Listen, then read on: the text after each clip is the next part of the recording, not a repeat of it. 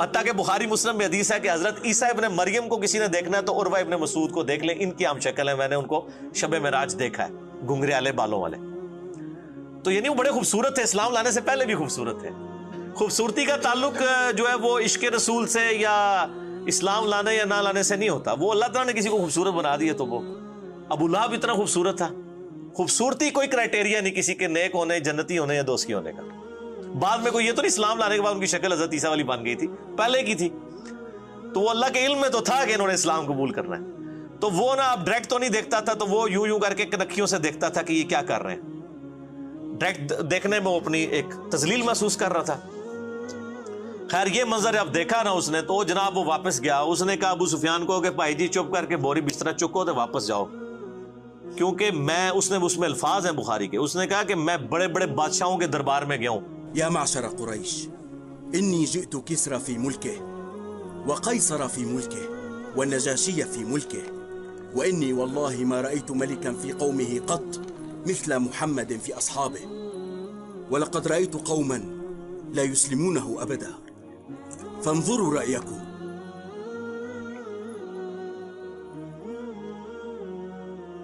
میں کیسر و کسرا رومن امپائر کے ہیڈ اور پرشین امپائر کے ہیڈ کے درباروں میں بھی گیا ہوں، میں نجاشی کے دربار میں بھی گیا ہوں، میں نے کسی بھی بادشاہ کی رعایا کو یہ تعظیم کرتے ہوئے نہیں دیکھا اپنے سردار کی جو محمد صلی اللہ علیہ وآلہ وسلم کے اصحاب کرتے ہیں۔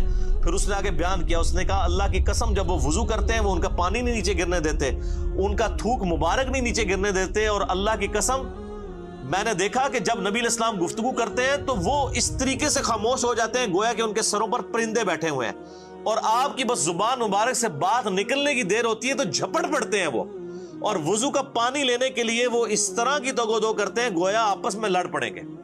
تو انہوں نے کہا یہ اس بندے کو آپ لائٹ نہ لیں تو چپ کر کے ان کے ساتھ معاہدہ کر لیں۔ اب یہ ان کے لیے بہت بڑی تذلیل تھی کہ معاہدہ کر لیں، معاہدے کا تو مطلب یہ ہے کہ انہوں نے مسلمانوں کو پاور کے طور پہ تسلیم کر لیا ہے۔ ابھی تک تو وہ 3 دفعہ تو مارنے کے لیے آئے نا، بدر میں، احد میں اور خندق میں، اب وہ پاور تسلیم کریں گے تو تبھی معاہدہ کریں گے۔ سہیل ابن عمرو کو بھیجا، وہ بھی بعد میں صحابی بن گئے، ان کا بیٹا تھا ابو جندل اور دوسرا بیٹا تھا عبداللہ۔ سر یہ آپ نے سب کچھ دیکھنا تو عمر سیریز دیکھے، قطر والوں نے 30 اقساط کے اوپر سیدنا عمر فاروق رضی اللہ تعالیٰ کی پوری بایوگرافی فلمائی ہے، ان کو سینٹر کر کے نبی علیہ السلام کی سمجھ لیں سیرت فلما دی ہے ویڈیو میں، اس میں یہ ساری کی ساری انہوں نے مناظر جو ہے نا جو کریٹیکل ہیں وہ سارے فلمائے ہوئے ہیں۔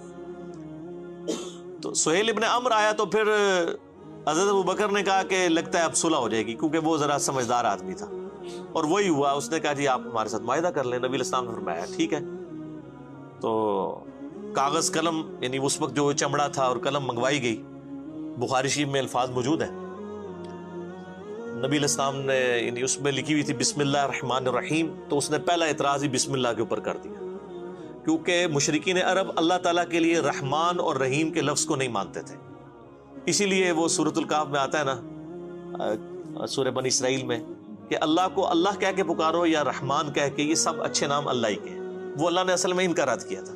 اس نے کہا جی یہ بسم اللہ کو نہیں، ہم آپ بِاسْمِ کا اللہم لکھیں۔ نبی علیہ السلام نے فرمایا ٹھیک ہے جی، کاٹ کے بسمی کا اللہم لکھ دیتے، اللہ گالتے ہوئی سی۔ اچھا پھر اس میں لکھا گیا یہ جو ہے وہ محمد رسول اللہ صلی اللہ علیہ وآلہ وسلم اور مشرکین عرب کے درمیان معاہدہ ہے۔ اس نے کہا جی ہم تو آپ کو اللہ کا رسول مانتے ہی نہیں ہیں، اگر رسول مانتے ہوتے تو آپ کے ساتھ لڑائی کرتے ہم، تو آپ اس کو محمد ابن عبداللہ کرتے۔ سیدنا علی چونکہ آپ کے کاتب تھے تو نبی علیہ السلام نے سیدنا علی سے کہا کہ یہ تم نہ کاٹ کے نا تو محمد ابن عبداللہ کرتے، تو سیدنا علی نے قلم پھینک دی، کہا یا رسول اللہ میں تو آپ کا نام نہیں کاٹ سکتا، یہ نہیں محبت فرماتے یعنی فرتے محبت میں تھا۔ نبی علیہ السلام نے بھی اس کو برا نہیں منایا، آپ نے فرمایا اچھا یہ قلم مجھے دو، مجھے بتاؤ کہاں لکھا ہوا ہے، تو بتایا گیا یہ لکھا ہے، تو آپ نے اپنے مبارک ہاتھوں سے ایسے لکیر پھیری، اور بخاری کے الفاظ ہیں، اس میں میرا کلپ بھی ہے نبی علیہ السلام کی ہینڈ رائٹنگ، کہ آپ علیہ السلام نے اپنے ہاتھوں سے محمد بن عبداللہ لکھا، چونکہ آپ لکھنا پڑھنا تو جانتے نہیں تھے، یہ آپ کا معجزہ تھا، تو وہ اس میں الفاظ ہیں حدیث کے کہ آپ کی رائٹنگ اتنی اچھی نہیں تھی، کیونکہ یہ قرآن میں سورہ عنکبوت کی آیت نمبر 51 ہے کہ یہ نبی علیہ السلام کا معجزہ قرآن ہے، اس سے پہلے 49 50 میں آتا ہے کہ اگر یہ نبی دائیں ہاتھ سے کچھ لکھ سکتے ہوتے تو کافر کہتے یہ کتاب انہوں نے خود لکھی ہے، تو یہ آپ کا معجزہ تھا کہ آپ امی تھے۔ بہرحال معاہدہ لکھا گیا، اس کے اوپر یعنی سگنیچرز بھی ہو گئے۔ اب حضرت عمر کی تسلی نہیں ہو رہی، صحیح بخاری میں حدیث ہے، حضرت عمر آئے کہا یا رسول اللہ ہم سچے نہیں ہیں؟ بالکل سچے ہیں جی۔ یہ کافر کے جھوٹے نہیں ہیں؟ کہا جھوٹے ہیں۔ اچھا جی۔ پھر کہا یا رسول اللہ وسلم کیا ان کے جو مقتولین ہیں وہ دوزخ میں اور ہمارے مقتولین جنت میں نہیں ہیں؟ فرمایا بالکل۔ تو یا رسول اللہ ہم کیوں پھر ان کے ساتھ دب کے صلح کر رہے ہیں؟ کیونکہ اس میں شرائط 3 شرائط تھی۔ پہلی شرط یہ تھی کہ اگر کوئی کافر مسلمان ہو کے یعنی مدینہ شریف آ جائے تو نبی علیہ السلام پابند ہیں اس کو واپس کرنے کے، لیکن اگر کوئی مسلمان واپس آ گیا مکے تو مشرکین عرب اس کو واپس نہیں کریں گے، یہ دوسری شرط تھی۔ اب یہ تو دب کے صلح کرنے والی بات تھی۔ اور تیسری شرط یہ تھی کہ اس سال آپ عمرہ نہیں کریں گے، ہمارے بھی ناک رہ جائے، آپ واپس چلے جائیں، اگلے سال آ کے آپ عمرہ کر لیں، قضا کر لیں۔ یہ 3 شرائط تھی۔ اب تینوں شرائط بظاہر ان کی فیور کے اندر تھی، بالکل ون سائیڈڈ تھی نا، لیکن اللہ تعالیٰ جب حضرت عمر فاروق نے اعتراض کیا تو حضرت عمر نے نبی علیہ السلام فرمایا کہ مجھے اللہ نے حکم دیا۔ اب نبی جب اللہ کی وحی کے ساتھ کوئی کر رہا ہے اس پہ تو کوئی اعتراض نہیں۔ بال حضرت عمر کی تسلی نہیں ہوئی، آپ اس خاموشی سے نکل کے جا کے حضرت ابوبکر صدیق رضی اللہ تعالیٰ سے جا کے کہا کہ یہ دیکھیں ایک صلح کر لی۔ تو حضرت ابوبکر نے پھر حضرت عمر کو ڈانٹا اور کہا کہ وہ اللہ کے رسول ہے۔ وإذا أتانا أحد من قريش مسلما بغير إذن وليه نرده عليهم وإذا جاء قريشا أحد ممن معنا لم يرده علينا كيف يكون هذا؟ يا عمر إنه عبد الله ورسوله لا يفعل إلا ما يأمره الله به فالزم غرزه۔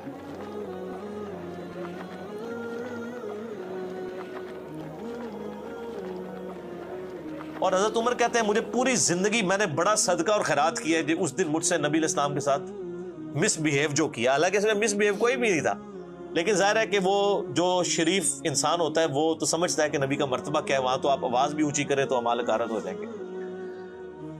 بہرحال یہ 3 شرائط طے پا گئی۔ اب یہ بالکل ون سائیڈڈ شرائط تھی، نبی علیہ السلام نے قبول کر لیا۔ اب بخاری کے الفاظ ہیں، آپ علیہ السلام خیمے سے باہر نکلے اور آپ نے معاہدہ کہا کہ یہ ہو گیا ہے، تو اب اس طرح کرو کہ سب لوگ جو ہے نا یہیں پہ قربانیاں اپنی قربان کر دو۔